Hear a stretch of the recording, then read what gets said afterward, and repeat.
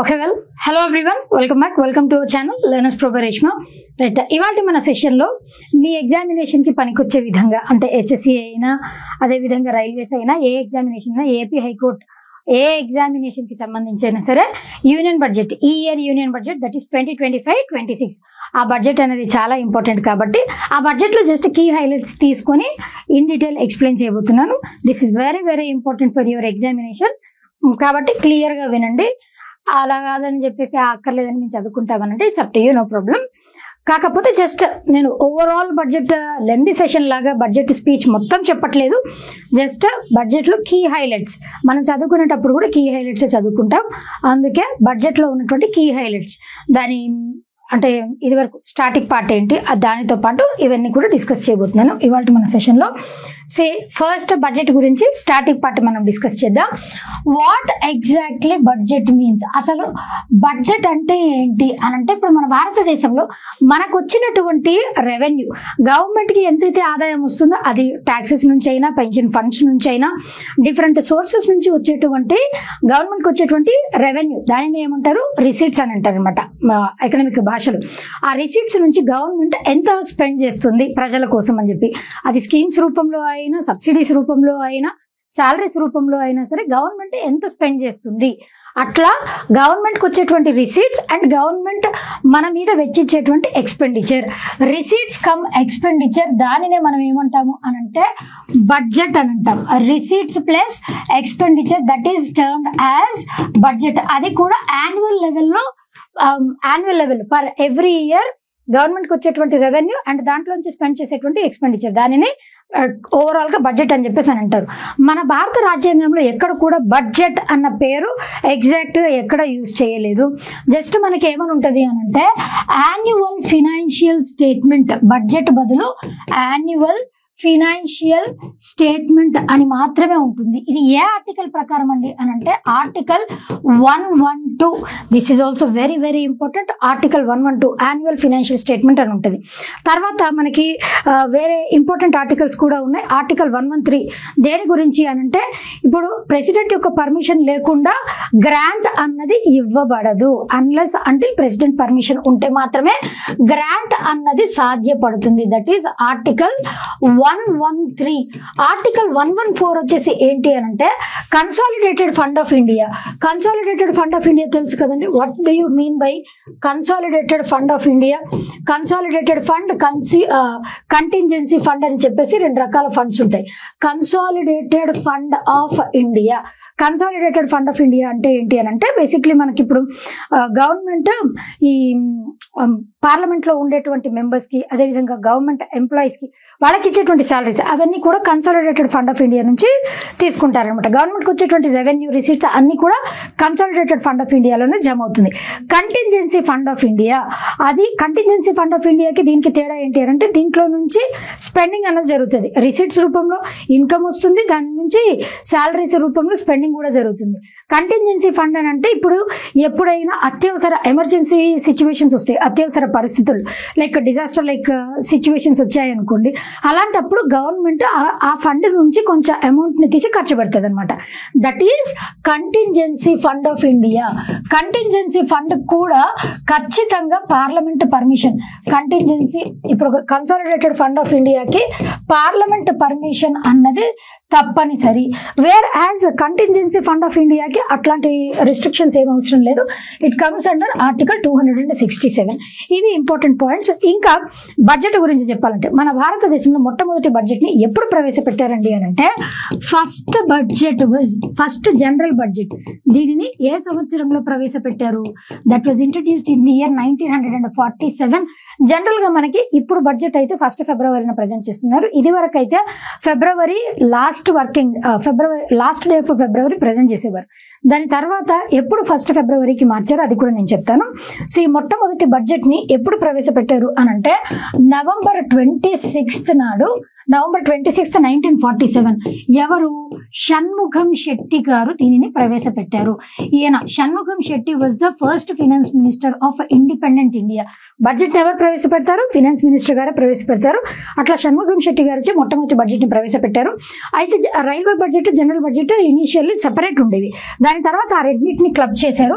ఎప్పుడు క్లబ్ చేశారు అని అంటే రైల్వే బడ్జెట్, జనరల్ బడ్జెట్ ఈ రెండింటిని మెర్జ్ చేసింది it was in the year 2017. 2017 వరకు రెండు సెపరేట్ గా ఉండేవి. 2017 నుంచి రెండింటిని క్లబ్ చేసి ఇంట్రడ్యూస్ చేయడం స్టార్ట్ చేశారు. February 1 కి ఎప్పుడు చేంజ్ చేశారు డేట్ ని అంటే ప్రవేశపెట్టడం, యూనియన్ బడ్జెట్ ని ప్రవేశపెట్టడం February 1 కి ఎప్పటి నుంచి చేంజ్ చేశారు అని అంటే it was change from the year. ఇది వరకు అంతా కూడా ఎట్లా ఉండేది అని అంటే లాస్ట్ డే ఉండేది. మనకి లాస్ట్ డే దాన్ని రిలీజ్ చేస్తూ ఉండేవారు. దాని తర్వాత 2017లోనే 2017 నుంచి ఈ రెండింటిని క్లబ్ చేసి February 1 కి రిలీజ్ చేయడం స్టార్ట్ చేశారు. ఫస్ట్ బడ్జెట్ ప్రవేశపెట్టింది షణ్ముఖం శెట్టి గారు. తర్వాత second budget, second finance minister గా ఎవరు పనిచేశారు అని అంటే జాన్ మత్తయ్య గారు పనిచేశారు సెకండ్ ఫినాన్స్ మినిస్టర్ గా. షణ్ముఖం శెట్టి గారు 1948 దాకే ఉన్నారు. తర్వాత 50 దాకా మనకి 51 దాకా జాన్ మత్తయ్య గారు ఉన్నారు. జాన్ మత్తయ్య గారు టైం పీరియడ్ లో మనకి ప్లానింగ్ కమిషన్ ని ఎస్టాబ్లిష్ చేశారు. ఇది ఇంపార్టెంట్ గుర్తుపెట్టుకోండి. ప్లానింగ్ కమిషన్ వాజ్ ఎస్టాబ్లిష్డ్ ఎప్పుడు? 15th March 1950. 5 years ప్లాన్స్ ని ఇంట్రడ్యూస్ చేయడానికి ప్లానింగ్ కమిషన్. తర్వాత థర్డ్ ఫినాన్స్ మినిస్టర్ గా పనిచేసినప్పుడు సిడి దేశ్ముఖ్ గారు థర్డ్ ఫినాన్స్ మినిస్టర్ గా పనిచేశారు. థర్డ్ ఫినాన్స్ మినిస్టర్ వచ్చేసి సిడి దేశ్ముఖ్ గారు. ఆ సిడి దేశ్ముఖ్ గారు ఉన్నప్పుడు మనకి సిడి దేశ్ముఖ్ గారు ఉన్నప్పుడు మొట్టమొదటి ఇంటరిం బడ్జెట్, ఫస్ట్ ఇంటరిం బడ్జెట్ అన్నది ఆయనే ప్రవేశపెట్టారు. ఇంటరిం బడ్జెట్ అంటే మీకు ఐడియా ఉంటుంది కదండి. 1951-52 ఆ టైం పీరియడ్ లో మొట్టమొదటి ఇంటరిం బడ్జెట్ ని ప్రవేశపెట్టింది సిడి దేశ్ముఖ్ గారు. ఇంటరిం బడ్జెట్ అంటే ఏంటి అని అంటే ఇప్పుడు కొత్తగా ఆల్రెడీ ఉన్నటువంటి గవర్నమెంట్ మారిపోయి వేరే కొత్త గవర్నమెంట్ ఫామ్ అవుతుంది అనుకోండి. ఆ గ్యాప్ లో మనం బడ్జెట్ ప్రవేశపెట్టాల్సి వస్తే, కొత్త గవర్నమెంట్ ఫామ్ అయ్యే లోపు బడ్జెట్ ప్రవేశపెట్టాల్సి వస్తే అప్పుడు ప్రవేశపెట్టేటువంటి బడ్జెట్ ని ఇంటరిం అంటే లిటరల్ మీనింగ్ వచ్చేసి టెంపరరీ అని అర్థం. అది పర్మనెంట్ ఏం కాదు, జస్ట్ ఊరికే క్యాజువల్ గా ఇంత కేటాయించాలనుకుంటున్నామని ఇంటరిం బడ్జెట్ ప్రవేశపెడతారు. ఈవెన్ మనకి 2024లో కూడా ఇంటరిం బడ్జెట్ ని ప్రవేశపెట్టారు కొత్త గవర్నమెంట్ ఫామ్ అయ్యే లోపు. తర్వాత Modi government, NDA government form అయిన తర్వాత మరలా బడ్జెట్ ని మరలా ప్రవేశపెట్టారు. అది ఇంటరిం బడ్జెట్ అంటే అదనమాట. దీనితో పాటుగా ఇంకా ఇంపార్టెంట్ ఫ్యాక్ట్స్ ఉన్నాయి. బడ్జెట్ ని ఎక్కువ సార్లు ఎవరు ప్రవేశపెట్టారు? Most number of times budget ని ప్రవేశపెట్టింది ఎవరు అని అంటే మోస్ట్ నెంబర్ ఆఫ్ టైమ్స్. ఇందాక స్నాప్ తీసుకుంటాను అని అంటే you can take a snap of it. మళ్ళీ కనిపించట్లేదు, నేను అడ్డున్నాను, ఇలాంటివి చెప్పకండి. మోస్ట్ నెంబర్ ఆఫ్ టైమ్స్ ఎవరు ప్రవేశపెట్టారు బడ్జెట్ ని అని అంటే హీ వాజ్ మొరార్జీ దేశాయ్ గారు 10 సార్లు బడ్జెట్ ని ప్రవేశపెట్టారు. 10 times 10 సార్లు బడ్జెట్ ని ప్రవేశపెట్టింది ఎవరు అని అంటే మొరార్జీ దేశాయ్ గారు. ఆయన తర్వాత second highest number of times, next second most number of times ప్రవేశపెట్టింది ఎవరు అని అంటే పి చిదంబరం గారు 9 సార్లు ప్రవేశపెట్టారు. తర్వాత థర్డ్ హైయెస్ట్ 8 సార్లు ప్రవేశపెట్టింది ఎవరు అని అంటే బడ్జెట్ ని ప్రణబ్ ముఖర్జీ గారు 8 సార్లు. అండ్ మోర్ ఓవర్ మన నిర్మలా సీతారామన్ గారు కూడా ఈ ఇయర్ ప్రవేశపెట్టినటువంటి బడ్జెట్ తో ఈవిడ 8 సార్లు బడ్జెట్ ని ప్రవేశపెట్టినటువంటి ఘనత ఈవిడకి లభించింది. For the 8th time also she had introduced. మన నిర్మలా సీతారామన్ గారు, ప్రణబ్ ముఖర్జీ గారు అండ్ నిర్మలా సీతారామన్ గారు 8 times అని చెప్పుకోవచ్చు. అండ్ వరుసగా తర్వాత 4th highest number of times ఎవరు ప్రవేశపెట్టారు అని అంటే మన్మోహన్ సింగ్ గారు వరుసగా ఆయన 5 సార్లు 5 times బడ్జెట్ ని ప్రవేశపెట్టారు సిన్స్ 1991 to 1996. అప్పుడు పివి నరసింహారావు గారు ఉన్నారు. పివి నరసింహారావు గారు ప్రైమ్ మినిస్టర్ గా ఉన్నప్పుడు ఆయన ఫినాన్స్ మినిస్టర్ గా పనిచేశారు. అట్లా ఆయన 5 సార్లు ప్రవేశపెట్టారు. ఇవన్నీ ఇంపార్టెంట్. దీనితో పాటు మొట్టమొదటి డిజిటల్ బడ్జెట్ ని ఎవరు ప్రవేశపెట్టారు? First digital budget was introduced by whom అని అంటే నిర్మలా సీతారామన్ గారు మొట్టమొదటి డిజిటల్ బడ్జెట్ ని ప్రవేశపెట్టారు. అది కూడా ఏ ఇయర్ అని అంటే 2021-22 ఈ సంవత్సరం. ఆ యూనియన్ బడ్జెట్ నిర్మలా సీతారామన్ గారు అంటే కోవిడ్ వచ్చింది కదండి, ఆ టైం పీరియడ్ లోనే ఆవిడ మొట్టమొదటి డిజిటల్ బడ్జెట్ ని ప్రవేశపెట్టారు. ఇది కూడా చాలా ఇంపార్టెంట్. ఇంకా దీనితో పాటు లెందియెస్ట్ బడ్జెట్ స్పీచ్ ఎవరిచ్చారు? లెందియెస్ట్ బడ్జెట్ స్పీచ్ ఇచ్చింది ఎవరు? అది కూడా నిర్మలా సీతారామన్ గారే. 2 hours 40 minutes. 2 hours 40 minutes. ఇది lengthiest budget speech. Nirmala Sitharaman గారు 2020 సంవత్సరంలో లెందియెస్ట్ బడ్జెట్ స్పీచ్ ని ఇచ్చారు. తర్వాత షార్టెస్ట్ బడ్జెట్ స్పీచ్ ఎవరు ప్రవేశపెట్టారు అని అంటే, ఈయన పేరు కొంచెం కష్టంగానే ఉంటుంది. హీరూభాయ్ దాన్ని ప్రవేశపెట్టింది ఎవరు అని అంటే హీరూభాయ్ ముల్జీభాయ్ పటేల్. గుర్తుపెట్టుకోవడం ఇంకా ఆప్షన్ ఏం లేదు. హెచ్ఎం పటేల్ అట్లా గుర్తుపెట్టుకోండి. జస్ట్ 1977లో ఈయన 800 words లో దీనిని ప్రవేశపెట్టారనమాట. That is shortest budget speech. ఇవన్నీ కూడా ఇంపార్టెంట్ ఫ్యాక్ట్స్.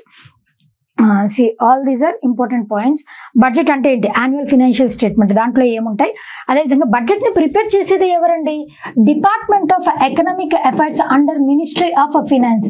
దీన్ని సీక్రెట్ గా తయారు చేస్తారు వీళ్ళు తయారు చేసి అప్పుడు రిలీజ్ చేసే ముందు రోజు ఫినాన్స్ మినిస్ట్రీకి పంపిస్తారనమాట.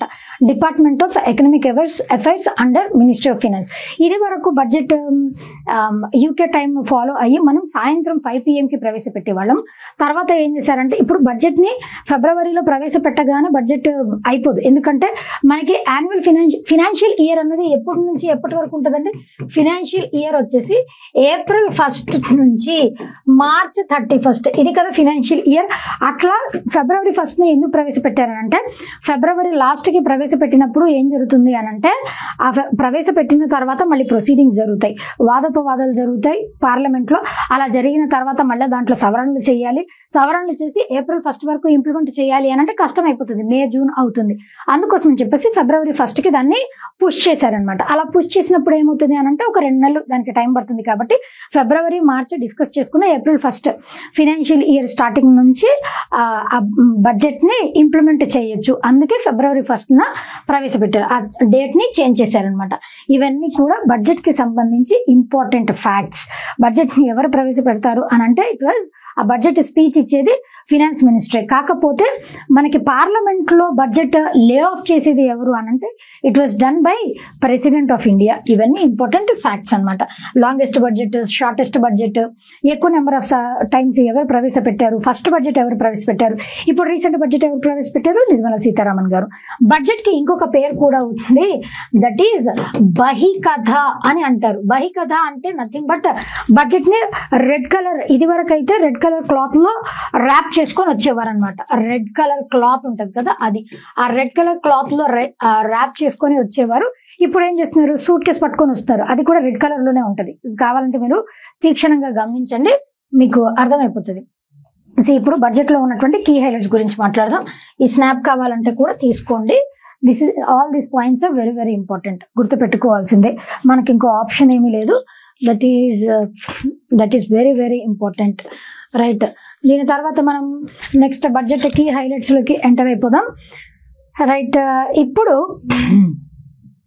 బడ్జెట్ కీ హైలైట్స్ ఇవి చెప్పే ముందు, మన రీసెంట్ గా నిర్మలా సీతారామన్ గారు ఈ బడ్జెట్ ని ప్రవేశపెట్టినప్పుడు ఆవిడ కట్టుకొచ్చినటువంటి చీర, అది కూడా చాలా చాలా ఇంపార్టెంట్, ట్రెండింగ్ లో ఉంది. ఎందుకు అనంటే, మధుబని పెయింటింగ్.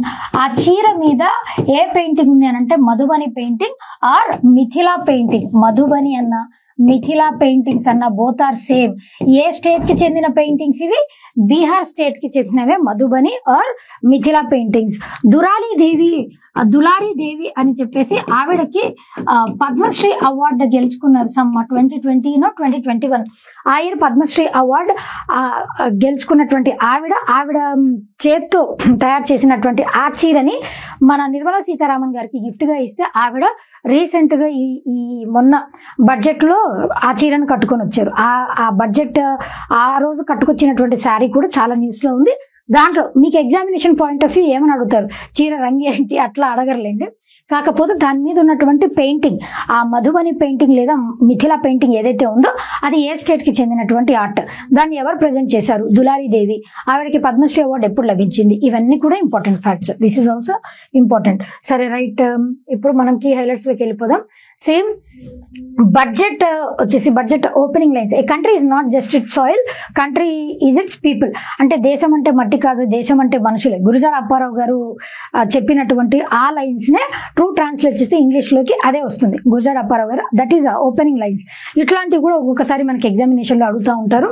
సో ఇప్పుడు జర్నీ ఆఫ్ డెవలప్మెంట్ మేజర్ గా 4 ఇంజిన్స్ ఆఫ్ డెవలప్మెంట్ అని చెప్పి 4 కేటగిరీస్, 4 సెక్టార్స్ ని ఈ యూనియన్ బడ్జెట్ లో అనుకున్నారు. 4 సెక్టార్స్ కి ప్రాధాన్యత ఇవ్వాలి అని ఆ పేరుతో 4 ఇంజిన్స్ ఆఫ్ డెవలప్మెంట్ అని చెప్పి దీనికి నేమ్ ఇచ్చారు. ఆ 4 ఇంజిన్స్ ఆఫ్ డెవలప్మెంట్ ఏంటి? 1 agriculture, 2 MSME, 3 investment, 4 exports.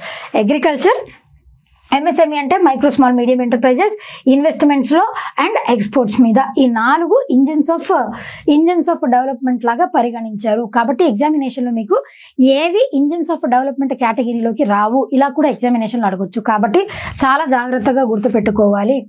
So దీనికి ఇంధనం లాగా ఏది పనిచేస్తుంది? రిఫార్మ్స్. అంటే గవర్నమెంట్ ఇంట్రడ్యూస్ చేసేటువంటి రిఫార్మ్స్ ఇంధనం లాగా పనిచేస్తే, గైడింగ్ స్పిరిట్, ఇంక్లూజివిటీ, అందరినీ దాంట్లో కలుపుకుంటూ వెళ్ళడమే ఇంక్లూజివిటీ. ప్రతి ఒక్కరిని కూడా ఇన్వాల్వ్ చేయటమే ఇంక్లూజివిటీ అని. అంటే దీంట్లో ఫినాన్షియల్ ఇంక్లూజన్ రావచ్చు, సోషల్ ఇంక్లూజన్, ఇట్లా రకరకాల ఇంక్లూజన్స్ వస్తాయన్నమాట.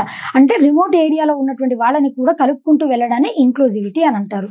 అది గైడింగ్ స్పిరిట్, అంటే మనం ముందుకి నడిపించేటువంటి. ఇప్పుడు ఇంధనం అని అంటే అది స్టాటిక్ థింగ్, అండ్ మనల్ని నడిపిస్తూ ఉండే సాధనం ఏది అని అంటే ఇంక్లూజివిటీ.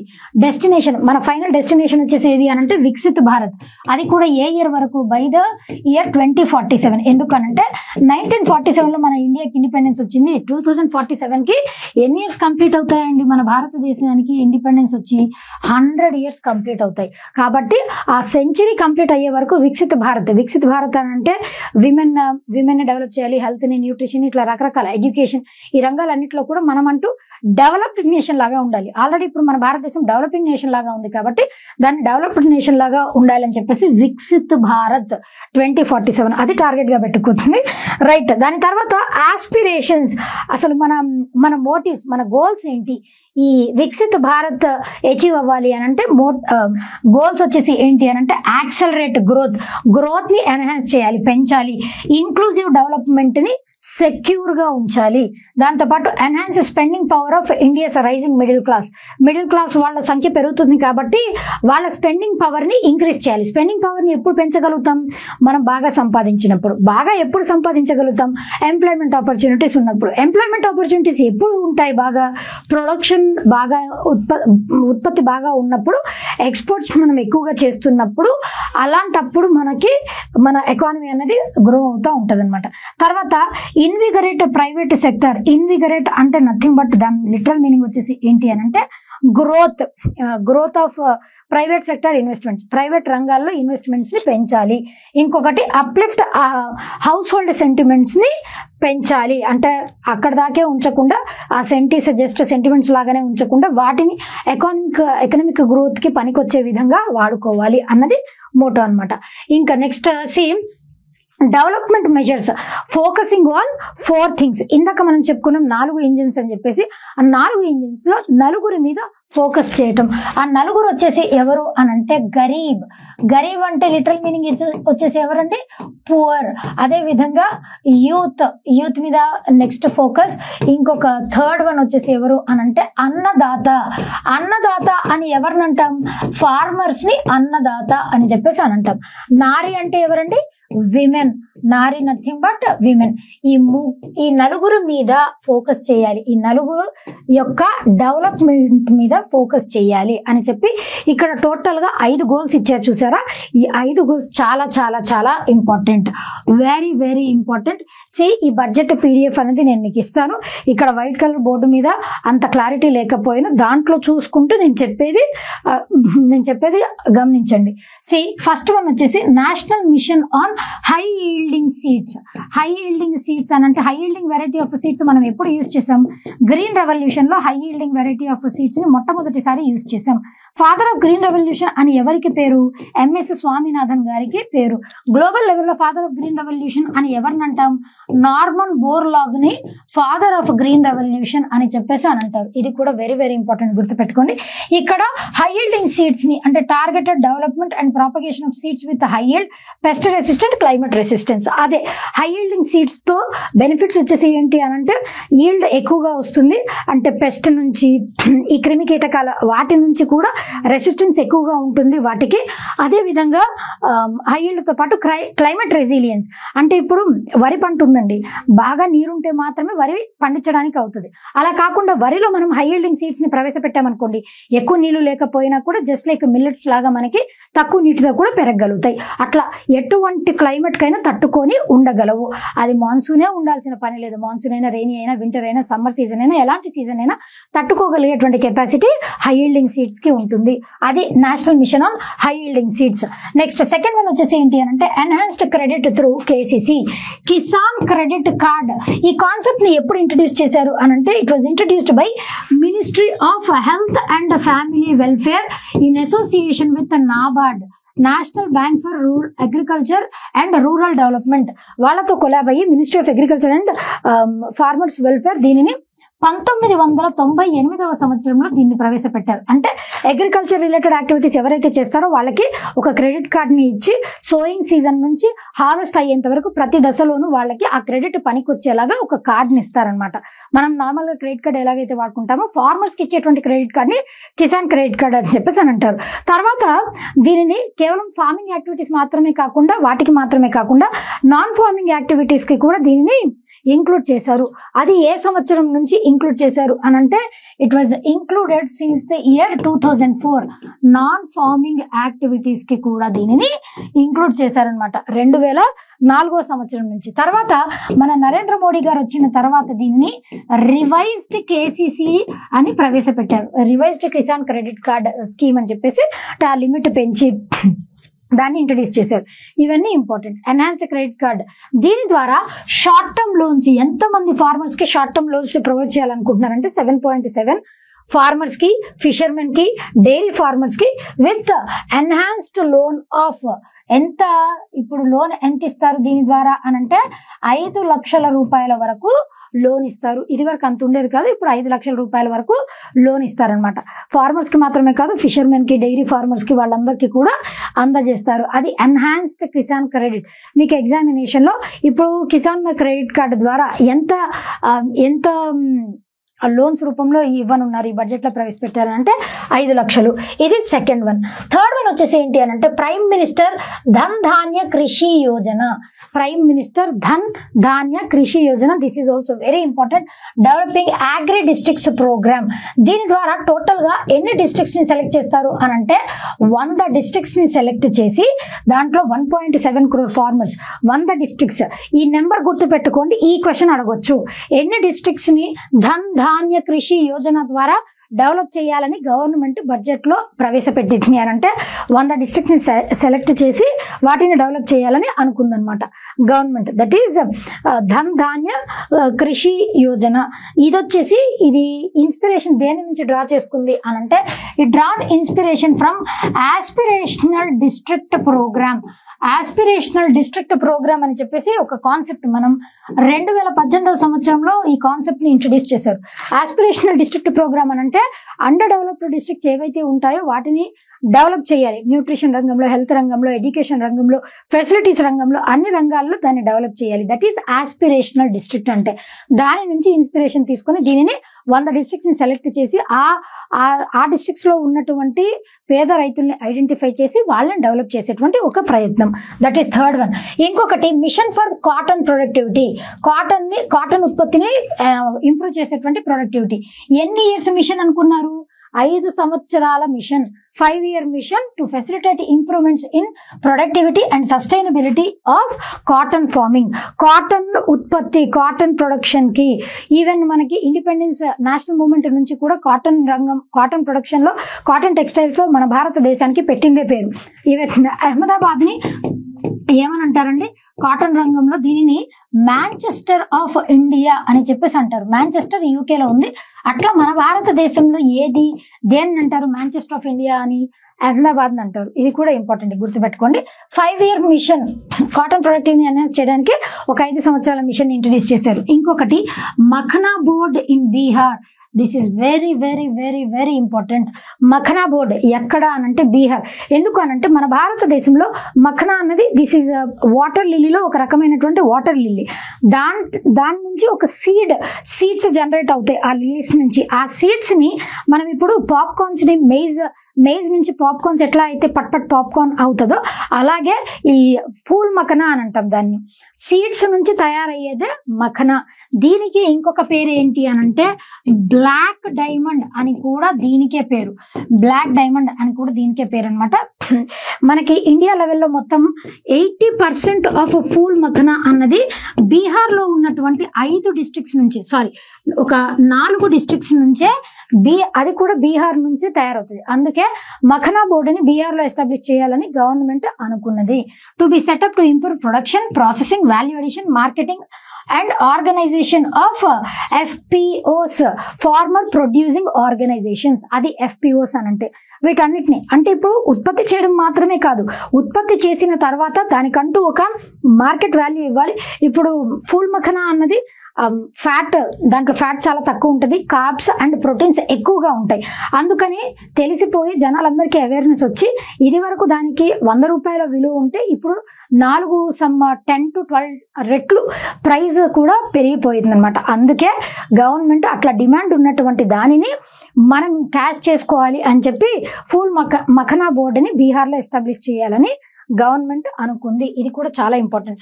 మన భారతదేశంలో కేవలం బీహార్ ఏనా అండి అని అంటే లేదు. అస్సాం, మణిపూర్, అదేవిధంగా వెస్ట్ బెంగాల్, త్రిపుర, ఒడిశా ఇక్కడ కూడా ఉత్పత్తి అవుతుంది. కాకపోతే 80% ప్రొడక్షన్ ఎక్కడి నుంచి అవుతుంది అని అంటే బీహార్ నుంచే జరుగుతుంది. కాబట్టి this is very very important. And ఈ మఖనాకి సంబంధించి మిథిలా మఖనా దీనికి GI ట్యాగ్ కూడా ఉంది. ఈ మిథిలా మఖనాకి GI ట్యాగ్ ఎప్పుడు లభించింది అని అంటే 2022వ సంవత్సరంలో మిథిలా మఖనాకి GI ట్యాగ్ అన్నది ఉన్నది. కాబట్టి ఇదంతా కూడా మీరు స్నాప్ తీసుకోండి. All these points are very very important. ఈ 5 మేజర్ థింగ్స్ మనం గుర్తుపెట్టుకోవాల్సి ఉంటుంది. దాని తర్వాత ఆత్మనిర్భరత ఇన్ పల్సెస్, ఇది కూడా ఇంపార్టెంట్. ఆత్మనిర్భరత ఇన్ పల్సెస్ ఇక్కడ ఇంటర్నేషనల్ ఇయర్ ఆఫ్ పల్సెస్ అని చెప్పి ఫుడ్ అండ్ అగ్రికల్చరల్ ఆర్గనైజేషన్ ఏ ఇయర్ని రికగ్నైజ్ చేసింది, 2016 సంవత్సరాన్ని ఇంటర్నేషనల్ ఇయర్ ఆఫ్ పల్సెస్ గా రికగ్నైజ్ చేసింది. అట్లా ఆత్మనిర్భరత అంటే ఏంటి, సెల్ఫ్ డిపెండెన్స్. మన మీద మనం డిపెండ్ అవ్వాలి, వేరే దేశాల మీద డిపెండ్ అవ్వకుండా ఉండాలని చెప్పి ఆత్మనిర్భరత ఇన్ పల్సెస్. దీనికోసం అని చెప్పేసి ఒక 6 సంవత్సరాల మిషన్ ని లాంచ్ చేసింది. ఇక్కడ గుర్తుపెట్టుకోండి, ఇక్కడ 6 years మిషన్. అదే కాటన్ ఉత్పత్తిలో అయితే 5 years మిషన్. రెండింటికి అస్సలు కన్ఫ్యూజ్ అవ్వద్దు. పల్సెస్ 6 S6 అట్లా గుర్తుపెట్టుకోండి.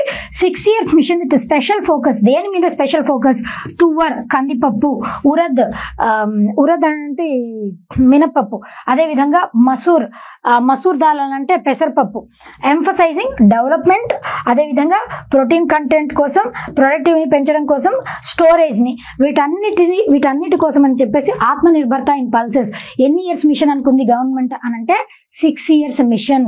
ఇవన్నీ ఇంకొకటి వచ్చేసి ఏంటి అనంటే India post as a catalyst for rural economy, rural community hub colocation. రూరల్ ఎకానమీని ఎన్హాన్స్ చేయడానికి కూడా ఇవన్నీ అనుకుంది. Institutional account services, direct benefit ట్రాన్స్ఫర్ని ఇంప్రూవ్ చేయాలి, క్యాష్ అవుట్ EMI పికప్స్ పెంచాలి, క్రెడిట్ సర్వీసెస్ ఇంప్రూవ్ చేయాలి, డిజిటల్ సర్వీసెస్ని కూడా అక్కడ పెంచాలి. అట్లా రూరల్ ఎకానమీని పెంచడానికి ఇవన్నీ కూడా ఇంపార్టెంట్ థింగ్స్. ఇంకా వేరే థింగ్స్ కూడా ఉన్నాయి. దీనితో పాటు ఇందాకేమనుకున్నాం, మనము గరీబ్ పువర్ని డెవలప్ చేయాలి. అది ఇందాక దాంట్లో అన్నదాత వస్తుంది అనుకోండి, ఫార్మర్స్, దాన్ని డెవలప్ చేయడానికి అదంతా గరీబ్. ఇక్కడ వచ్చేసి MSMEs, supporting MSMEs and furthering make in India. MSMEలో కూడా కొన్ని చిన్న చేంజెస్, మేజర్ చేంజెస్ వచ్చాయి. అవి గుర్తుపెట్టుకోవాలి. MSME ఫుల్ ఫామ్ వచ్చేసి ఏంటండి, micro small medium enterprises. Micro small medium enterprises, that is MSME full form. ఎంఎస్ఎంఈకి క్రెడిట్ కార్డ్స్ ప్రొవైడ్ చేయటం, customised credit card worth 5 lakh limit for micro enterprises. Udyam portal అన్నటువంటిది ఏంటి అని అంటే ఈ ఎంఎస్ఎంఈస్ రిజిస్టర్ అవ్వటానికి they can be registered through this portal. MSMEs register అయ్యేటువంటి ఒక పోర్టల్ పేరే Udyam portal. In the first year 10 lakh such cards already ఇది వరకు 10 లక్షల కార్డులని ఇచ్చారనమాట. క్రెడిట్ కార్డ్ దీని లిమిట్ వచ్చేసి ఎంత, this is important, 5 lakh limit. దాని తర్వాత మొట్టమొదటిసారి ఆంటర్‌ప్రెన్యూర్స్ గా అవ్వాలి అనుకున్న వాళ్ళకి స్కీమ్ ని కూడా ఇంట్రడ్యూస్ చేశారు. వాళ్ళకి 5 లక్షల వరకు లోన్ ని ప్రొవైడ్ చేస్తారు. వాళ్ళలో విమెన్ ఉన్న, ఎస్సీ నుంచి ఉన్న, ఎస్టీ నుంచి ఉన్న, అదేవిధంగా ఎస్సీ ఎస్టీ విమెన్ ఎవరున్నా వాళ్ళందరికీ 5 లక్షల రూపాయల లోన్ ని ప్రొవైడ్ చేస్తారు. అండ్ టర్మ్ లోన్ ని కూడా ఇస్తారు అప్ టు 2 crores డ్యూరింగ్ మొదటి 5 సంవత్సరాల వరకేమో 5 లక్షల రూపాయలు అది క్లియర్ చేశారు అని అనుకోండి. తర్వాత నెక్స్ట్ 5 years లో 2 కోట్ల వరకు కూడా లోన్ ని ప్రొవైడ్ చేస్తుంది గవర్నమెంట్. అది ఇంకొక ఇంపార్టెంట్ స్కీమ్. తర్వాత manufacturing mission with mandate focus on, ఇదంతా ఏం లేదు, జస్ట్ ఇక్కడ ప్రొడక్షన్ ని పెంచాలి, మ్యానుఫ్యాక్చర్ లెవెల్ ని పెంచాలి అని చెప్పి. ఇంకొకటి labour intensive sector unorganised sector అని అంటాం. వాళ్ళని ఎన్హాన్స్ చేయడం కోసం అని చెప్పేసి especially leather sector, food processing, toy sector, వీటన్నిటిలో మేడ్ ఇన్ ఇండియా కాన్సెప్ట్ ని ఇంట్రడ్యూస్ చేసి ప్రొడక్షన్ ని పెంచాలి అని చెప్పేసి అనుకున్నారనమాట. అది ఇదంతా ఫోకస్ ఏం లేదు ఇక్కడ. ఇది ఇంపార్టెంట్ అండి, ఈ 2 గుర్తుపెట్టుకోండి, చాలా చాలా important. Micro small enterprises MSE వరకు క్రెడిట్ ఎంత ఇస్తారు అని అంటే ఇప్పుడు ప్రెసెంట్ ఈ స్కీమ్ ఈ బడ్జెట్ ఇంట్రడ్యూస్ చేయక ముందు 5 కోట్ల వరకు క్రెడిట్ ఇచ్చేవారు. ఇప్పుడు ఈ బడ్జెట్ ద్వారా రివైజ్డ్ క్రెడిట్ ఎంత అండి అని అంటే 5 కోట్ల నుంచి 10 కోట్లకి పెంచారు. దేనికి? Micro small enterprises. Micro small కే, మీడియం కి కాదు. స్టార్టప్స్ కి ఎంత అండి అని అంటే అదే స్టార్టప్స్ కి ఇది వరకు 10 కోట్లు ఇచ్చేవారు, ఇప్పుడు 20 కోట్లకి పెంచారు. స్టార్టప్స్ ఇప్పుడే కొత్తగా పెట్టేటువంటి వాళ్ళకి స్టార్టప్ స్కీమ్. అండ్ ఎక్స్పోర్టర్ ఎంఎస్ఎంఈకి అయితే 20 కోట్ల వరకు ఇస్తారు. అండ్ ఇప్పుడు మైక్రో ఎంటర్ప్రైజెస్ కి కరెంట్ ఇప్పుడు ఇన్వెస్ట్మెంట్ ప్రెసెంట్ 1 కోటి రూపాయలు ఉంది, దాన్ని ఇప్పుడు ఎంతకు పెంచారు? 2.5 కోట్లకి పెంచారనమాట. ఇన్వెస్ట్మెంట్ ఇంత ఇన్వెస్ట్ చేసుకోవడానికి వీలుంది. స్మాల్ ఎంటర్ప్రైజెస్ లో 10 కోట్లు ఇన్వెస్ట్ చేయొచ్చు ఇది వరకు, ఇప్పుడు 25 కోట్ల వరకు ఇన్వెస్ట్ చేయొచ్చు అని చెప్పేసి పెంచేశారు దాన్ని కూడా. మీడియం ఎంటర్ప్రైజ్ అయితే 50 కోట్లు ఇన్వెస్ట్ చేయాల్సి ఉంటుంది, ఇప్పుడు దానిని 125 కోట్లకి ఆ ఇన్వెస్ట్మెంట్ ని పెంచారనమాట. అండ్ టర్న్ ఓవర్ ఎంత ఉండాలి? టర్న్ ఓవర్ వేరు, ప్రాఫిట్ వేరు. టర్న్ ఓవర్ అంటే ఇన్కమ్ ఎంత జనరేట్ చేస్తుంది ప్రతి సంవత్సరం, మైక్రో అయినా, స్మాల్ అయినా, మీడియం ఎంటర్ప్రైజ్ అయినా. టర్న్ ఓవర్ ఇది వరకు ఎంత ఉండాలి? 5 కోట్ల టర్న్ ఓవర్ ఉంటే సరిపోతుంది. ఇప్పుడు ఖచ్చితంగా అది 10 కోట్ల టర్న్ ఓవర్ ఉండాలి.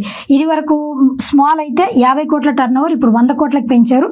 మీడియం అయితే 250 కోట్లు, ఇప్పుడు దాన్ని 500 కోట్ల రూపాయలకి పెంచారు. ఈ టర్న్ ఓవర్స్ గుర్తుపెట్టుకోండి. ఇన్వెస్ట్మెంట్ ఎంత చేయాలి, ఎంత ఉండాలి, టర్న్ ఓవర్ ఎంత ఉండాలి, ఇప్పుడు రివైజ్ చేసినటువంటివి మీకు ఎగ్జామినేషన్ లో అడుగుతారు. అదేవిధంగా క్రెడిట్ గ్యారంటీ కవర్, ఇది కూడా చాలా చాలా important examination point of view. Right. Development measures investing in people economy. ఇక్కడ సక్షం అంగన్వాడీ అండ్ పోషణ్. సక్షం అంగన్వాడీ అంటే తెలుసు కదండి, అంగన్వాడీలో సక్షం అంగన్వాడీ, దానితో పాటు ఏంటి అని అంటే పోషణ్ స్కీమ్. ఈ పోషణ్ అభియాన్ అన్నటువంటి దాన్ని 2018వ సంవత్సరంలో దీన్ని ఇంట్రడ్యూస్ చేశారు under by ministry of women and child development. Poshan mass అని చెప్పి లేదా పోషణ్ మంత్ అని చెప్పి ఏ మంత్ కి పేరండి అని అంటే దట్ ఈస్ సెప్టెంబర్ 1st నుంచి సెప్టెంబర్ 7th వరకు పోషణ్ వీక్ గా కూడా సెలబ్రేట్ చేస్తారు. పోషణ్ మంత్ అని దేన్ని అంటారు అని అంటే సెప్టెంబర్ అంటారు. 2018లో ministry of women and child development ఇప్పుడు అడాలసెంట్ అమ్మాయిలు, గర్ల్స్ కి, ప్రెగ్నెంట్ మదర్ కి అండ్ 0 to 6 year చిల్డ్రన్ కి, వీళ్ళందరి యొక్క న్యూట్రిషనల్ స్టేటస్ ని పెంచడం కోసం అని చెప్పేసి పోషణ్ అన్న స్కీమ్ ని ఇంట్రడ్యూస్ చేశారు. సక్షం అంగన్వాడీ, పోషణ్, వీటిల్లో ఇన్వెస్ట్మెంట్స్ పెంచాలి. ఇంకా expansion of capacity in IITs, ఇప్పుడున్నటువంటి IITs Indian institute of technologies వాటిని ఇంకా ఎన్హాన్స్ చేయాలి అని. మన భారతదేశంలో మొట్టమొదటి ఐఐటి వచ్చేసి ఏదండి, it is IIT Kharagpur. IIT Kharagpur వచ్చేసి ఎక్కడుంది, వెస్ట్ బెంగాల్లో ఉంది. That is the first IIT. 1951 first 5 years plan ending లో దీనిని ప్రవేశపెట్టారనమాట. తర్వాత day care cancer centres in all district hospitals, అన్ని డిస్ట్రిక్ట్ హాస్పిటల్స్ లో డే కేర్ క్యాన్సర్ సెంటర్స్ ని ఇంట్రడ్యూస్ చేయాలి. ఇంకొకటి భారతీయ భాషా పుస్తక స్కీమ్. భారతీయ భాషా పుస్తక స్కీమ్ అని అంటే మన దేశ Indian languages, constitutional recognised languages 22 ఉన్నాయి కదా, మన ఇండియన్ భాషలలో మన దగ్గర ఉన్నటువంటి పుస్తకాలని డిజిటల్ ఫామ్ లో తయారు చేయటం అనమాట. అది for school and higher education వాళ్ళ కోసం అని చెప్పేసి భారతీయ భాషా పుస్తక స్కీమ్ దాన్ని ఇంట్రడ్యూస్ చేశారు. ఇంకొకటి వచ్చేసి ఏంటి అంటే national centres of excellence for skilling to set up, skills ని ప్రమోట్ చేయడానికి, ఎన్హాన్స్ చేయడానికి దానికోసం అని చెప్పేసి ఇది Atal tinkering labs. Aim Atal innovation mission. దీనిని ఎప్పుడు ఇంట్రడ్యూస్ చేశారండి, Atal innovation mission along with నీతి ఆయోగ్. నీతి ఆయోగ్ తో కొలాబ్ అయ్యి అటల్ ఇన్నోవేషన్ మిషన్ ని ఇంట్రడ్యూస్ చేశారు. అటల్ టింకరింగ్ ల్యాబ్స్ అంటే ఏంటి అని అంటే స్కూల్స్ లో పిల్లలు రోబోటిక్స్ రంగంలో కానీ ఆర్టిఫిషియల్ ఇంటెలిజెన్స్ లో కానీ వాళ్ళు ఏదైనా రీసెర్చ్ యాక్టివిటీస్ చేయాలి అని అంటే వాళ్ళ కోసం అని చెప్పేసి స్పెషల్ గా కొంచెం ఎక్విప్మెంట్ తో ల్యాబ్స్ ని తయారు చేయడం అనమాట. 50,000 ల్యాబ్స్. ఎన్ని వేల ల్యాబ్స్ అండి అని అంటే 50,000 ల్యాబ్స్. అది కూడా రానున్నటువంటి 5 years లో, దట్టు ఎక్కడండి అని అంటే గవర్నమెంట్ స్కూల్స్ లో. రాబోయే 5 సంవత్సరాల్లో గవర్నమెంట్ స్కూల్స్ లో 50,000 అటల్ టింకరింగ్ ల్యాబ్స్ ని ఇంట్రడ్యూస్ చేయాలి. ఇంకొకటి centre of excellence in artificial intelligence for education 500 కోట్ల రూపాయలతో సెంటర్ ఆఫ్ ఎక్సలెన్స్ ని ఇంట్రడ్యూస్ చేస్తున్నారు. బ్రాడ్బ్యాండ్ కనెక్టివిటీని పెంచాలి, అంటే వైఫై ఈ కనెక్టివిటీని పెంచాలి. అది కూడా to all government secondary schools లో ప్రైమరీ హెల్త్ సెంటర్స్ PHCs అవి ఎక్కడ ఉంటాయి, రూరల్ ఏరియాస్ లో ఉంటాయి ప్రైమరీ హెల్త్ సెంటర్స్. అదేవిధంగా community health centres. Primary health centres అంటే తెలుసు కదండి, గవర్నమెంట్ హాస్పిటల్ లాగానే ప్రైమరీ హెల్త్ సెంటర్ ఉంటుంది. Expansion of medical education 10,000 additional seats with the goal of adding 75,000 seats in next 5 years. అందుకే మనకి ఇప్పుడు మెడికల్ సీట్స్, మెడికల్ కాలేజెస్ అవన్నీ పెరిగిపోవడానికి కారణం ఏంటి అని అంటే ఇదే. 10,000 కొత్త సీట్లని పెంచనున్నారు with the goal of adding total గా 5 సంవత్సరాలలో 75,000 సీట్లని యాడ్ చేయాలని. పిఎం స్వానిధి అన్నటువంటి కాన్సెప్ట్ ని 2020వ సంవత్సరంలో COVID-19 అప్పుడు దీన్ని ప్రవేశపెట్టారు. Svanidhi stands for street vendors Atma Nirbhar Nidhi. Street vendors కోసం లాంచ్ చేసినటువంటి స్కీమే PM Svanidhi scheme. The scheme is very very important అండి. ఈ పిఎం స్వానిధి స్కీమ్ ద్వారా స్ట్రీట్ వెండర్స్ అప్పట్లో మొత్తం ఎకానమీ అంతా క్రంచ్ అయిపోయింది కదా, అందుకోసం వాళ్ళని డెవలప్ చేయడం కోసం అని చెప్పేసి ఒక 10,000 రూపాయలు లోన్ లాగా ఇచ్చేది గవర్నమెంట్. దాన్ని కరెక్ట్ గా పే చేస్తే 7% ఇంట్రెస్ట్ సబ్సిడీ, అంటే 7%, దాని మీద 7% ఇంట్రెస్ట్ మరలా గవర్నమెంట్ వాళ్ళకి పే చేసేది అనమాట. అట్లా దానిని రివైవ్ చేసి ఇప్పుడు ఆ క్రెడిట్ లిమిట్ ని కూడా పెంచారు, 50,000కి దాన్ని పెంచారనమాట.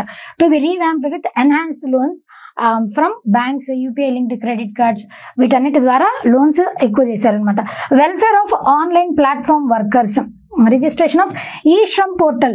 ఈ-శ్రమ్ పోర్టల్ అనేది ఎవరి కోసం, అన్ఆర్గనైజ్డ్ సెక్టర్ లో పనిచేసేటువంటి వర్కర్స్. ఇప్పుడు అన్ఆర్గనైజ్డ్ మాత్రమే కాదు, ఈవెన్ ఆర్గనైజ్డ్ సెక్టర్ లో పనిచేసేటువంటి వర్కర్స్ కూడా అందరూ రిజిస్టర్ అయ్యేటువంటి ఒక పోర్టల్. వాళ్ళ డేటాబేస్ అంతా కూడా ఈ-శ్రమ్ పోర్టల్లో ఉంటుంది అనమాట. And health care under PM Jan ఆరోగ్య Yojana.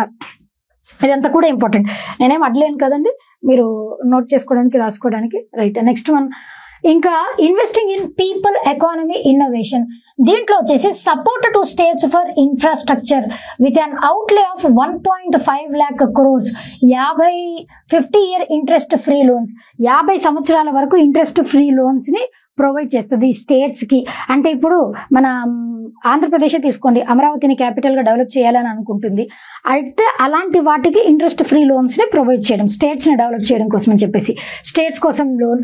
And Jal Jeevan mission 100% coverage ని అచీవ్ చేయడం కోసం అని చెప్పేసి దానిని జల్ జీవన్ మిషన్ వచ్చేసి అసలు మనకి 2019వ సంవత్సరంలో మినిస్ట్రీ ఆఫ్ జల్ శక్తి దీనిని లాంచ్ చేసింది. దీని టార్గెట్ వచ్చేసి ఎంత అనంటే target year was 2024 2024 target year.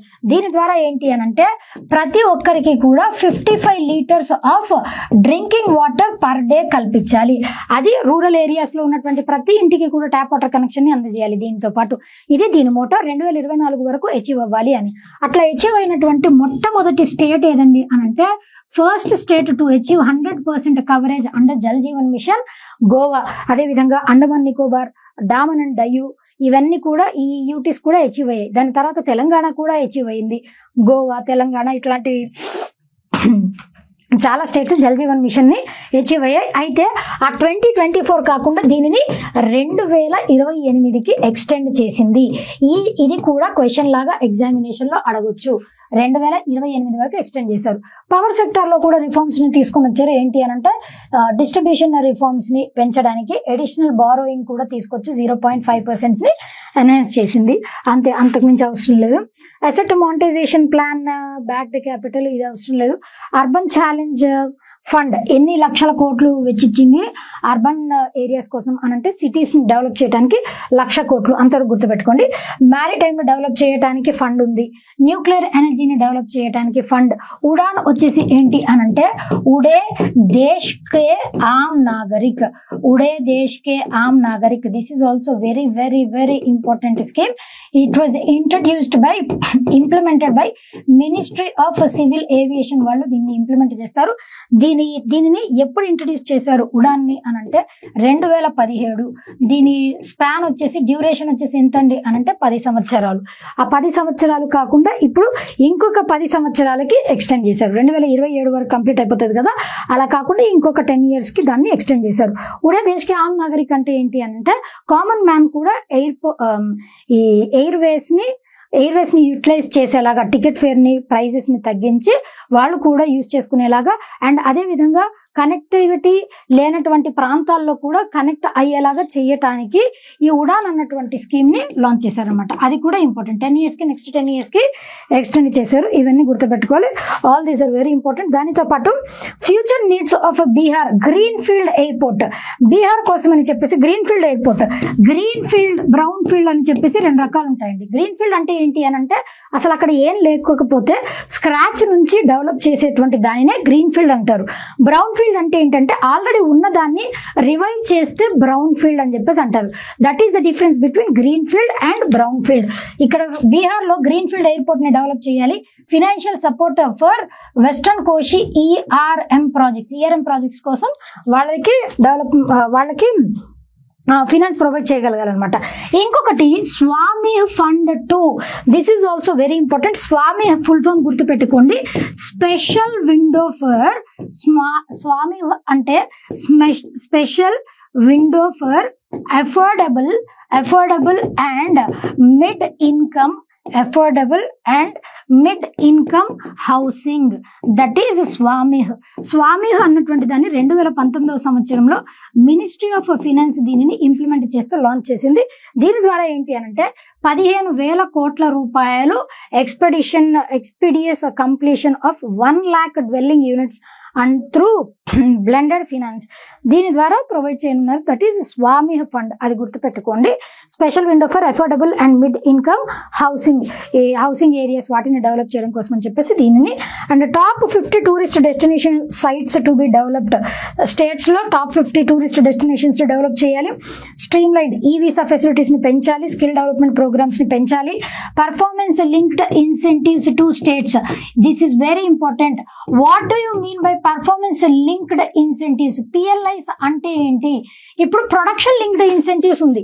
Performance linked incentive అంటే ఏంటి అని అంటే ఏదైనా ఒక కంపెనీ ఉందనుకోండి, ఆ కంపెనీ ద్వారా దాని పర్ఫార్మెన్స్ ఎక్కువ అయ్యి పర్ఫార్మెన్స్ మంచిగా ఉండి దాని ద్వారా జనరేట్ అయ్యేటువంటి ఇన్కమ్ ఎక్కువగా ఉంది అని అంటే గవర్నమెంట్ అలాంటి కంపెనీస్ కి ఇన్సెంటివ్స్ ప్రొవైడ్ చేస్తుంది. ఇన్సెంటివ్ అంటే ఏం లేదు, జస్ట్ టిప్ లాంటిది, అడిషనల్ ఇన్కమ్ లాగా ఇన్సెంటివ్ ని ప్రొవైడ్ చేస్తుంది.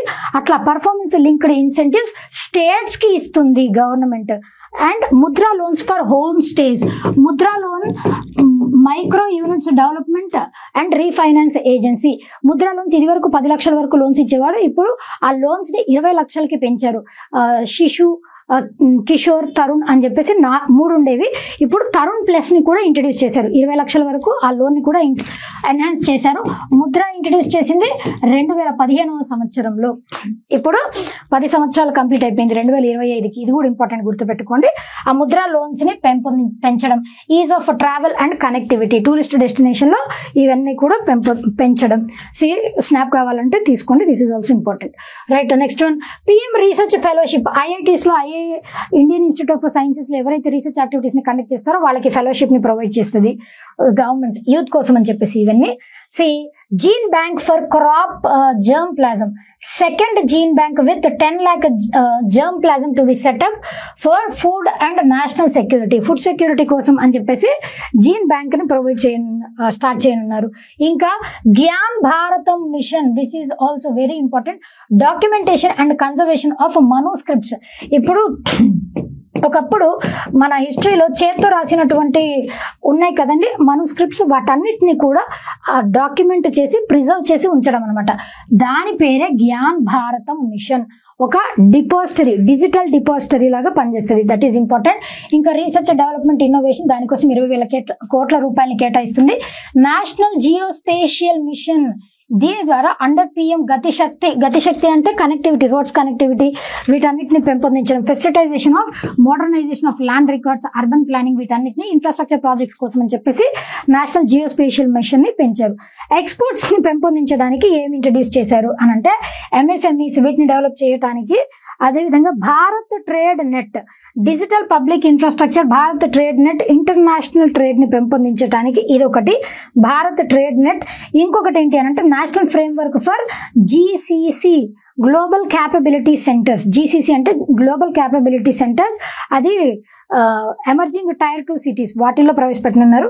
Wear housing facility for air cargo, అంటే ఈ వేర్ హౌసింగ్ అంటే తెలుసు కదండి, ఈ ఎయిర్పోర్ట్స్, ఈ ఏరోప్లేన్స్ అవి ఉంటాయి కదా, వాటిని తయారు చేసిన తర్వాత వాటిని ఒక దగ్గర ఉంచేటువంటివి. అదేవిధంగా వాటి స్పేర్ పార్ట్స్ ఉంటాయి కదా, వాటిని అవన్నీ వేర్ హౌస్ లాగా అనమాట.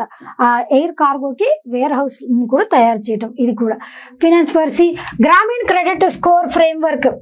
ఇది సెల్ఫ్ హెల్ప్ గ్రూప్స్ ఉన్నాయి కదా మనకి, డ్వాక్రా లాంటి సెల్ఫ్ హెల్ప్ గ్రూప్స్ ఏవైతే ఉన్నాయో వాటిని పెంపొందించడం కోసం అని చెప్పేసి గ్రామీణ క్రెడిట్ స్కోర్ ఫ్రేమ్వర్క్, దానిని ఎన్హాన్స్ చేయడానికి. NABFID to setup partial credit enhancement facility provide చేస్తుంది. Corporate bonds for infrastructure, national bank for finance and infrastructure development, national board for FID ఏముంది. Revamped central KYC, know your consumer registry, అది కూడా పెట్టనున్నారు. Rationalisation of requirements and procedures for speedy approval of company mergers, ఏవైనా companies కలిసిపోవాలి అని అంటే వాటికి కూడా స్పీడ్గా అవుతుంది. And FDI limit insurance sector will be raised from, ఇది వరకు 74 ఉండేది, ఇప్పుడు 100%కి పెంచారు. ఫారిన్ డైరెక్ట్ ఇన్వెస్ట్మెంట్స్, ఎవరైనా వేరే దేశాల నుంచి మన భారతదేశంలో ఇన్వెస్ట్ చేయాలంటే దాన్ని కూడా 100%కి పెంచారు. ట్యాక్స్ రిఫార్మ్స్ ని కూడా తీసుకొని వచ్చారు. డైరెక్ట్ ట్యాక్సెస్ అంటే ఏమేమి వస్తాయండి, income tax, wealth tax, asset tax, అదే విధంగా గిఫ్ట్ ట్యాక్స్, ఇవన్నీ షేర్స్ ద్వారా, బాండ్స్ ద్వారా మనకి లభించేటువంటి దాని ద్వారా వచ్చేటువంటి ఇన్కమ్, అవన్నీ కూడా డైరెక్ట్ ట్యాక్స్ అని చెప్పేసి అంటారు. దాంట్లో కూడా రిఫార్మ్స్ ని తీసుకొని వచ్చారు. రెగ్యులేటరీ రిఫార్మ్స్ కూడా తీసుకొని వచ్చారు అనమాట. వీటన్నిటిని మెయింటైన్ చేయడానికి Jan Vishwas bill to decriminalise more than 100 provisions in various laws. Jan Vishwas bill దేని గురించి అనంటే కొన్ని బిల్స్ ని డీక్రిమినలైజ్ చేయడానికి. ఇప్పుడు ఫర్ ఎగ్జాంపుల్ మనకి ఈ ఎల్జిబిటిఐకి ఉంది, అట్లాంటి వాటిని డీక్రిమినలైజ్ చేయడానికి మోర్ దాన్ 100 ప్రొవిజన్స్ దీన్ని ప్రొవైడ్ చేయనున్నారనమాట. రిమూవల్ ఆఫ్ 7 టారిఫ్ రేట్స్, ఎన్ని టారిఫ్ రేట్స్ ని రిమూవ్ చేశారంటే 7. దాని తర్వాత apply not more than 1 cess or surcharge, సెస్ని సర్చార్జ్ని వేవ్ ఆఫ్ చేయాలి అని చెప్పేసి ఒకదానికంటే ఎక్కువ మనం అప్లై చేయడానికి లేదు. Apply equivalent cess to maintain, సరే అదంతా ఏమి అవసరం లేదులేండి. 36 life saving drugs, addition of 36 life saving drugs or medicine in exempted list లో 36 డ్రగ్స్ ని యాడ్ చేశారు, 6 మెడిసిన్స్ ని కూడా యాడ్ చేశారు. In 5% duty list 37 medicines, 13 new patient assistance programme. ఇదంతా కూడా అంత ఏం అవసరం లేదు. మేక్ ఇన్ ఇండియా ప్రోగ్రామ్ వచ్చేసి దీంట్లో exemption to open cell for LED, LCD వీటన్నిటికీ ప్రాధాన్యత ఇచ్చారు. Right, personal income tax reforms with special focus on the middle class. This is very very important. 0 to 4 lakh వరకు సంపాదించే వాళ్ళకి ఎటువంటి ఇన్కమ్ ట్యాక్స్ పే చేయాల్సిన అవసరం లేదు. 4 లక్షల నుంచి 8 లక్షల వరకు సంపాదించే వాళ్ళు 5% పే చేయాల్సి ఉంటుంది. 8 to 12 lakhs అయితే 10% పే చేయాల్సి ఉంటుంది. అదే 12 to 16 lakhs అయితే 15% పే చేయాలి. 16 to 20 lakhs అయితే 20% ఇన్కమ్ ట్యాక్స్ లాగా కట్టాలి. 20 నుంచి 24 lakhs అయితే 25% ట్యాక్స్ లాగా పే చేయాలి. మోర్ దాన్ 24 lakhs ఎర్న్ చేస్తా ఉంటే 30% ట్యాక్స్ పే చేయాలి. ఇది గవర్నమెంట్ కి వచ్చేటువంటి రాబడి అనమాట. ఈ ట్యాక్స్ రూపంలో, ఇన్కమ్ ట్యాక్స్ రూపంలో వచ్చేటువంటిది. టీడీఎస్ అని అంటే ట్యాక్స్ డిడక్టెడ్ అట్ సోర్స్ అనమాట. డిడక్టెడ్ అట్ సోర్స్ అంటే ఇప్పుడు మనం ఏదైనా ప్రైవేట్ ఆఫీస్ లో పనిచేస్తున్నాం అనుకోండి, వాళ్ళు ఏం చేస్తారంటే మనం సంపాదించే దానిలో if I'm earning more than 20,000 దాంట్లో ఒక 10% ని టీడీఎస్ రూపంలో గవర్నమెంట్ కి పే చేస్తారు. ఫస్ట్ ప్రతి మంత్ మన శాలరీలో కట్ చేస్తారు, గవర్నమెంట్ కి పే చేస్తారు. ఆ యాన్యువల్ ఇయర్ అయిపోయిన తర్వాత మనం ITR ని ఫైల్ చేసుకోవచ్చు. Those are income tax returns. అదే ట్యాక్స్ డిడక్టెడ్ అట్ సోర్స్ అనమాట. Rationalisation for TDS TCS for easing difficulties. Tax deduction limit ఇది వరకు ట్యాక్స్ డిడక్షన్ అన్నది సీనియర్ సిటిజన్స్ కి 50,000 ఉండేది, ఇప్పుడు 1 లక్షకు పెంచారు. యాన్యువల్ లిమిట్ ని కూడా పెంచారనమాట. Encouraging voluntary compliance, reducing compliance burden అదంతా కూడా ఈజ్ చేశారు. రూపీ కమ్స్ ఫ్రమ్, రూపీ ఎక్కడికి వెళ్తుంది? రూపీ కమ్స్ ఫ్రమ్ ఎక్కువ మనకి ఎక్కడి నుంచి వస్తున్నాయి అని అంటే బారోయింగ్ అండ్ అదర్ లయబిలిటీస్. అప్పుల రూపంలోనే రూపీ మనకి వస్తుంది. బారోయింగ్స్, అప్పులు తీసుకోవడం, దాని ద్వారా ఎక్కువ రూపీ వస్తుంది. తర్వాత సెకండ్ హైయెస్ట్ మనకి రూపీ ఎక్కడి నుంచి వస్తుంది? ఇన్కమ్ ట్యాక్స్ రూపంలో వస్తుంది. తర్వాత థర్డ్ హైయెస్ట్ వచ్చేసి GST నుంచి వస్తుంది. GST అన్నది ఏ type of tax? It is indirect tax. ఎప్పుడు ప్రవేశపెట్టారు?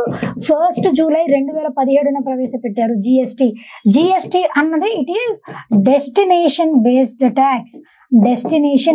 ట్యాక్స్. మొట్టమొదట GST ఎక్కడ ప్రవేశపెట్టారు? మన ఇండియాలో అస్సాంలో ప్రవేశపెట్టారు. గ్లోబల్ లెవెల్లో అయితే it was introduced at France was the first country to introduce GST. ఇవన్నీ important. 18% GST and other taxes నుంచి లభిస్తుంది. దాని తర్వాత 17% కార్పొరేషన్ ట్యాక్స్ నుంచి వస్తుంది అనమాట. ఇట్లా రూపీ ఇలా వస్తుంది. రూపీ ఎక్కువ మనం దేని మీద స్పెండ్ చేస్తున్నాం అని అంటే ఇంట్రెస్ట్ పేమెంట్స్. మనం తీసుకున్నటువంటి అప్పులకి ఇంట్రెస్ట్ పేమెంట్స్ ఎక్కువ. ఇది సెకండ్ హైయెస్ట్ అండి. ఫస్ట్ హైయెస్ట్ వచ్చేసి state share of taxes and duties. ఇప్పుడు GSTలో అదేవిధంగా వేరే డ్యూటీస్ మీద స్టేట్స్ కి షేర్ ఇవ్వాలి కదా గవర్నమెంట్, సెంట్రల్ గవర్నమెంట్. ఆ షేర్ వచ్చేసి 22% అక్కడి నుంచి వస్తుంది. తర్వాత ఇంట్రెస్ట్ల ద్వారా 20%. రూపీ బయటికి వెళ్ళడం, స్పెండింగ్ అనమాట. ఇది ఇంట్రెస్ట్ పేమెంట్స్ సెకండ్ హైయెస్ట్. దాని తర్వాత థర్డ్ హైయెస్ట్ వచ్చేసి సెంట్రల్ సెక్టార్ స్కీమ్, దానికి రూపీ వెళ్ళిపోతుంది. అట్లా దాని తర్వాత other expenditure, centrally sponsored scheme, finance commission, ఇవన్నీ కూడా రూపీ గోస్ టు, ఇవన్నీ ఎక్స్పెండిచర్. రైట్, నెక్స్ట్ రిసీట్స్ వచ్చేసి, రిసీట్స్ అంటే గవర్నమెంట్ కి వచ్చేటువంటి ఆదాయం. దీంట్లో రెవెన్యూ రిసీట్స్, క్యాపిటల్ రిసీట్స్. ఇందుకే మనకి ఇది వరకు నేను చెప్పిన క్లాస్ అర్థం అవ్వాలి. ఇది అర్థం కావాలి అని అంటే రిసీట్స్, బడ్జెట్ ని రిసీట్స్, ఎక్స్పెండిచర్ అని డివైడ్ చేస్తారు. మళ్ళీ దాంట్లో revenue receipts, capital receipts, revenue expenditure, capital expenditure అని ఉంటుంది. దాని డెఫినేషన్స్ తో సహా నేను చెప్పాను, ఎక్స్ప్లెయిన్ కూడా చేశా. కావాలి అని అంటే ఎకానమీ క్వశ్చన్స్ చేశాను, దాంట్లో నేను చాలా క్లియర్ గా ఎక్స్ప్లెయిన్ చేశాను. ఈ క్లాస్ అర్థం కావాలి అని అంటే, వీటి గురించి అర్థం కావాలంటే ఆ క్లాస్ వినండి అంతే. ఇప్పుడు మళ్ళీ నేను చెప్పాలంటే it takes lot of time అండి, నేను చెప్పలేను. రెవెన్యూ రిసీట్స్ 1,00,000 కోట్లు. క్యాపిటల్ రిసీట్స్ వచ్చేసి ఇన్ని లక్షల కోట్లు. ఇప్పుడు 2025-26కి సంబంధించి రెవెన్యూ రిసీట్స్ మనకి 34.2 lakh crores. 34.2 lakh crores. Capital receipts వచ్చేసి ఎంత అండి అనంటే 16.4 lakh crores. ఎక్స్పెండిచర్ ఎంత?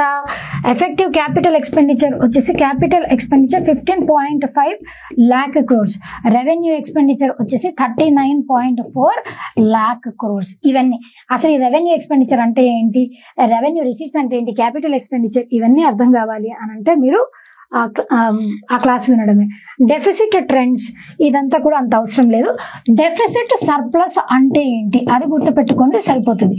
సర్ప్లస్ అని అంటే మనకు వచ్చేటువంటి ఇన్కంలోంచి ఎక్స్పెండిచర్ని తీసేస్తే వచ్చేది సర్ప్లస్. అంటే that is nothing but savings ఉన్నాయనుకోండి సర్ప్లస్ అని అంటాం. అలా కాకుండా ఎక్స్పెండిచర్లో నుంచి ఇన్కమ్ని తీసేసామనుకోండి అప్పుడు మనం నెగిటివ్స్లో ఉంటాం. That is called as deficit అనమాట. ఇది ఇన్కమ్ డెఫిసిట్కి సర్ప్లస్కి తేడా. మళ్ళీ ఫిజికల్ డెఫిసిట్, బడ్జెట్ డెఫిసిట్ ఇట్లా రకరకాలు ఉంటాయి. అవన్నీ మీకు అవసరం లేదులేండి, అంత ఇన్డెప్త్ అవసరం లేదు. డెఫిసిట్ ట్రెండ్స్ ఎలా ఉన్నాయి, ఫిజికల్ డెఫిసిట్ ఏంటి, రెవెన్యూ డెఫిసిట్, ప్రైమరీ డెఫిసిట్, ఈ డెఫిసిట్స్ ఎన్నెన్ని ఉన్నాయని చెప్పేసి ఇక్కడ ఇచ్చారు అంతే, అంత అవసరం ఏం లేదు. ఎక్స్పెండిచర్ ఎక్కువగా గవర్నమెంట్ ఏ రంగం మీద స్పెండ్ చేస్తుంది, ఫస్ట్ ప్లేస్లో డిఫెన్స్ ఉంది, సెకండ్ ప్లేస్లో రూరల్ డెవలప్మెంట్, థర్డ్ ప్లేస్లో హోమ్ అఫైర్స్, ఫోర్త్ ప్లేస్లో అగ్రికల్చర్ అండ్ అలైడ్ యాక్టివిటీస్, 5వ స్థానంలో ఎడ్యుకేషన్, 6వ స్థానంలో health, urban development 7, IT 8, energy 9, commerce and industry 10, social welfare 11, scientific department 12. ఇన్ని కోట్ల రూపాయలు వెచ్చిస్తుంది. టాప్ పొజిషన్లో డిఫెన్స్ ఉందన్నమాట. ఇది important. This is all about today's session and that's all for today. We'll be meeting again tomorrow. Until then keep watching, keep learning. కాబట్టి ఇది ఇదంతా budget సెషన్కి సంబంధించి. మీకు ఈ ఫైల్ ఈ పీడిఎఫ్ నేను అప్లోడ్ చేస్తాను టెలిగ్రామ్ ఛానల్లో. మ్యాక్సిమం నేను డిస్కస్ చేసాను. జస్ట్ దీంట్లో మేజర్ కీ పాయింట్స్ ఏంటి అంతవరకు చదువుకుంటే సరిపోతుందండి. బడ్జెట్ గురించి బ్యాక్డ్రాప్ కూడా ఇచ్చాను, అది కూడా చదువుకోండి. ఇంకా అర్థం కాకపోతే ఎకానమీ క్లాస్ నేను డిస్కస్ చేశాను, రిసీట్స్, ఎక్స్పెండిచర్, వాటి గురించి చదువుకోవాలంటే ఆ క్లాస్ వినండి ఒకసారి. ఇంకా ఫర్దర్గా మనం వేరే సెషన్స్లో వేరే టాపిక్స్ గురించి డిస్కస్ చేద్దాం. అంటిల్ దెన్ ఎవరైనా సబ్స్క్రైబ్ చేసుకోకపోతే do subscribe to our channel learners pro by Reshma. Subscribe to our channel learners pro by Reshma. మన ఛానల్ని సబ్స్క్రైబ్ చేసుకోకపోతే సబ్స్క్రైబ్ చేసుకోండి. టెలిగ్రామ్ ఛానల్ కూడా ఉంది, జాయిన్ అవ్వండి. ఎప్పటికప్పుడు అప్డేటెడ్ ఉండండి. Keep watching, keep learning, keep subscribing, keep studying. Be happy all the time and thank you.